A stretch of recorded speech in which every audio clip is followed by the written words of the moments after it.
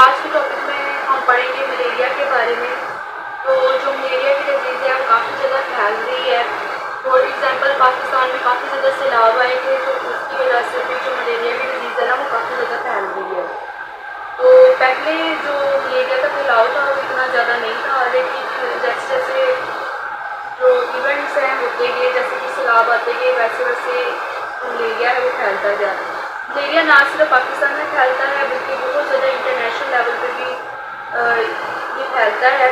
तो मलेरिया कैसे होता है, किस तरीके से होता है, कैसे ये ह्यूमन को या किसी भी वर्टिब्रेट को इफेक्ट करता है, कौन सी ऐसी चीज़ है जो कि मलेरिया को फैलाती है, ये आज के हम टॉपिक में पढ़ेंगे। तो जो मलेरिया है ये फाइलम एपिकोम्प्लेक्सा से ताल्लुक़ रखता है, जो कि है चैप्टर नंबर 1, और उसमें हम पढ़ेंगे। और ये है प्रोटोजोआ, थोलॉजी बाय मिलर एंड हार्ले। इसके अंदर हम पढ़ रहे हैं स्पोरोजोआंस के बारे में। स्पोरोजोआंस जो होते हैं ये इंट्रासेलुलर पैरासाइट्स होते हैं। यहाँ पे आप देखेंगे स्पोरोजोआंस है। फाइलम एपिकोम्प्लेक्सा के अंदर जो ऑर्गेनिजम्स आते हैं, जो मेंबर आते हैं, इन्हें कहते हैं स्पोरोजोआंस। तो जो स्पोरोजोआंस है ये इंट्रासेलुलर पैरासाइट्स हैं। इनकी स्पोरोजोआंस की आगे फर्दर 3 फेजेस है। ये 3 फेजेस के अंदर डिवाइड है। पहली जो फेज है वो है शीज़ोगोनी, दूसरी फेज जो है वो गिमिटोगोनी है, तीसरी फेज जो है वो स्पोरोगोनी है। जो शीज़ोगोनी है ये सेक्सुअल स्टेज है, जबकि गिमिटोगोनी सेक्सुअल स्टेज है।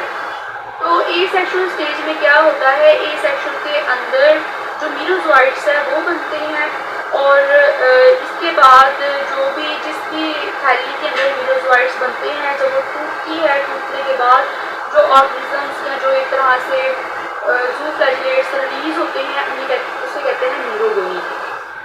इसके बाद सेक्सुअल स्टेज के बारे में भी हम पढ़ेंगे। Sporogony production of sporozoites bye meiosis. तो यहाँ पे आपने 2 चीज़ें देखी, एक तो है स्पोरोजोइट्स और दूसरी है मीरोजोइट्स। इन दोनों के बारे में आप 1 बाय 1 पढ़ेंगे कि स्पोरोजोइट्स क्या होते हैं और इसके अलावा मीरोजोइट्स क्या होते हैं।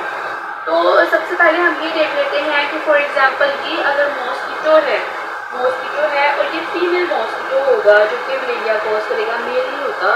फीमेल इस वजह से होता है क्योंकि फीमेल को ब्लड चाहिए होता है एग्स बनाने के लिए। आपको पता है कि जो एग बनाने का जो प्रोसीजर होता है ना, ये फीमेल के अंदर होता है। तो फीमेल को ब्लड चाहिए होता है एग्स बनाने के लिए।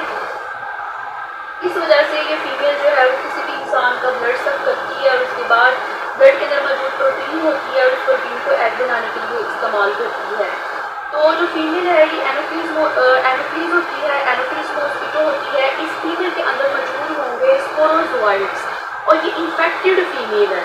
ये इन्फेक्टेड फीमेल है और इस इन्फेक्टेड फीमेल के अंदर मौजूद है स्पोरोजोइट्स। स्पोरोजोइट्स कैसे बनते हैं और क्या है ये भी हम 1 बाय 1 पढ़ेंगे। अभी फिलहाल जो है ना आप इस चीज़ को समझ लो कि इसके अंदर स्पोरोजोइट्स हैं और ये इन्फेक्टेड है और ये बाइट कर रही है किसी भी ह्यूमन को।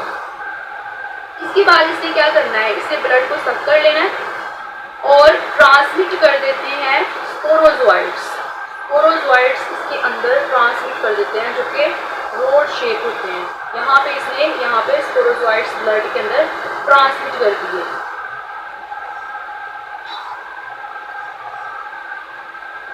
अब स्पोरोजोइट्स ब्लड के अंदर मौजूद है और अब ये ब्लड जाएगा लीवर में, जिगर में जाएगा। जिगर में क्या होगा, यहाँ पे जो डायग्राम है उसको दिखाया गया है ज़रा लार्ज करके ताकि आपको समझ आ सके।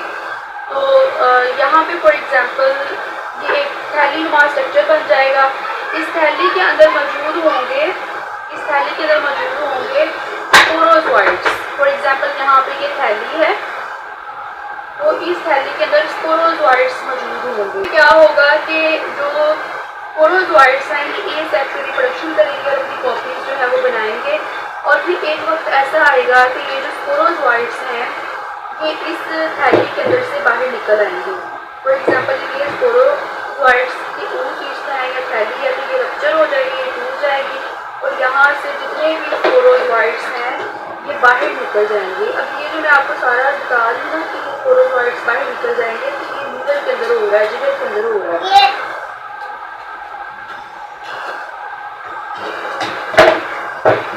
अब ये जो स्पोरोजोइट्स हैं इसमें क्या होता है, शीज़ोगोनी टू फॉर्म मीरोजोइट्स कॉल्ड मीरोगोनी। ये स्पोरोजोइट्स ये स्पोरोजोइट्स जो हैं कहलाएंगे मीरोजोइट्स। तो ये जो मीरोजोइट्स हैं, इस प्रोसीजर को जिसके अंदर शिज़ोगोनी होती है इसे कहते हैं, जिसमें मीरोजोइट्स बनते हैं इसे कहते हैं मीरोगोनी। मीरोगोनी जो है ये मीरोजोइट्स हैं।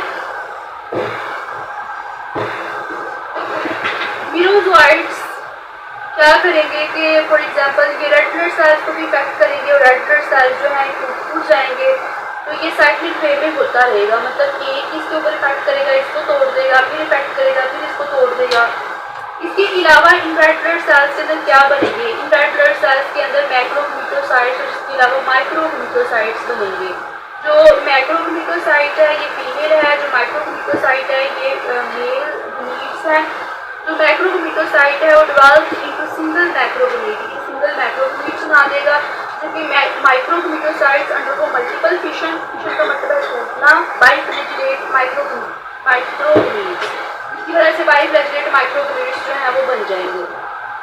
अब क्या होगा कि ये मैक्रोग्लूकोसाइड्स और माइक्रोग्लूकोसाइड्स दोनों आपस में फ्यूज कर जाएंगे और फ्यूज करेंगे किसके अंदर, इस एनोफिलिस मॉस्किटो के अंदर। जब दोबारा से मॉस्किटो ह्यूमन को बाइट करेगी और ब्लड लेके जाएगी तो उसके अंदर दोबारा से ये फ्यूज करेंगे और फ्यूज करने के बाद जो है वो स्पोरोजोइट्स बना देंगे। तो इसका मतलब है कि ये एक साइक्लिक पाथवे है कि स्पोरोजोइट्स पहले ह्यूमन में जाएगा, ह्यूमन के ऑर्गन्स को डिस्टर्ब करेगा, यहाँ पे मीरोजोइट्स बनाएंगे, मीरोजोइट्स से गमीट्स बनेंगे, फिर बाद में गमीट्स दोबारा से फ्यूज करेंगे और फ्यूज करने के बाद जब भी कोई भी एनोफिलिस मॉस्किटो बाइट करेगी तो उसके नतीजे में दोबारा से इसके अंदर जो मलेरिया के जो कैंडिडेट्स हैं हम दोबारा से बन जाएंगे। मॉस्किटो में क्या होगा, metocyte fuse and sporozoites develop by mitosis which are rod like in ओसिस्ट।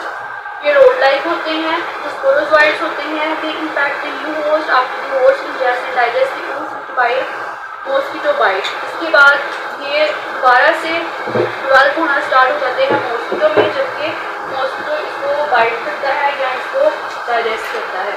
तो ये पूरा लाइफ साइकिल था जो कि था मलेरिया का।